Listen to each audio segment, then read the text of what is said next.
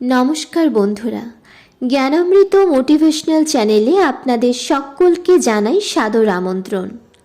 আপনারা সকলে কেমন আছেন? আশা করছি জগৎজননী শ্রী শ্রী মা শারদার আশীর্বাদে আপনারা সকলে ভালো আছেন এবং সুস্থ আছেন।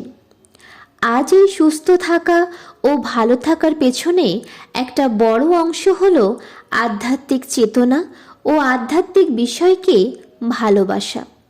এই আধ্যাত্মিকতার মধ্যে একটি বড় অংশ হলো পূজা অর্চনা।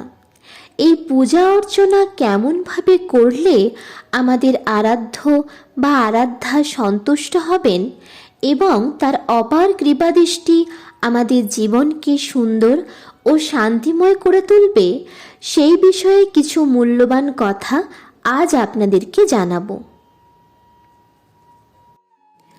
ভিডিওটি যদি আপনাদের ভালো লেগে থাকে তাহলে অবশ্যই লাইক ও শেয়ার করতে ভুলবেন না।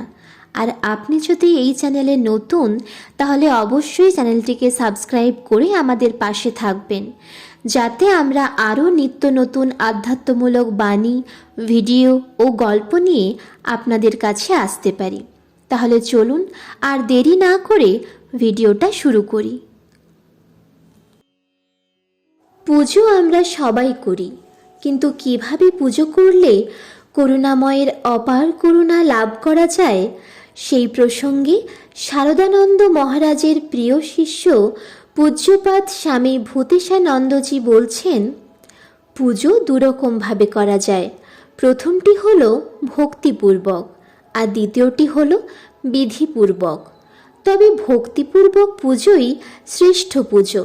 ভক্তি ভাব নিয়ে তার পুজো করলে ত্রুটি হলো কি না ভেবে ভয় হয় না। নিজের লোক ভেবে করা, কোনো ভয় নেই, নির্ভয়ে করা, তবে শ্রদ্ধাপূর্বক, যেমন তেমনভাবে নয়। যতটা পারো শুচি শুদ্ধ ও পবিত্রভাবে করো। মায়ের পুজো কিভাবে হবে, এই প্রশ্নের উত্তরে গঙ্গাধর মহারাজ বলেছিলেন, মা নাও, মা খাও, মা পড়ো। এই হলো মায়ের ভাবের পুজো। খুব প্রাণ থেকে, অন্তর থেকে বলতে হয়, মা এই নাও, তোমারই জিনিস, তোমাকেই দিচ্ছি।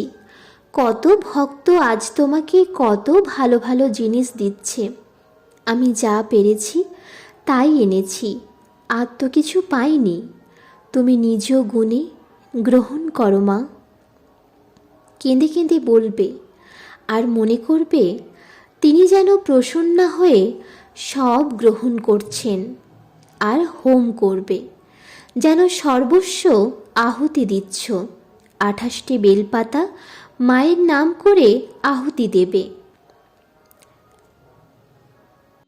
তা নয় সারাদিন মায়ের পুজো হচ্ছে, এদিকে মায়ের ছেলেরা সব না খেয়ে শুকোচ্ছে, আর ওদিকে মায়ের ভোগই নামছে না।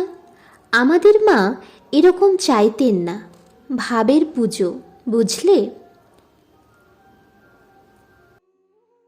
শ্রী শ্রী মা তো নিজেই বলেছেন, নিজের লোকের কাছে কি আর মন্ত্রতন্ত্র লাগে? ওসব হলো কুটুম এলে। কুটুম এলে যেমন তাদের আদর যত্ন করতে হয়, নিজের লোককে যেমনভাবে দেবে তিনি তেমনভাবেই নেবেন।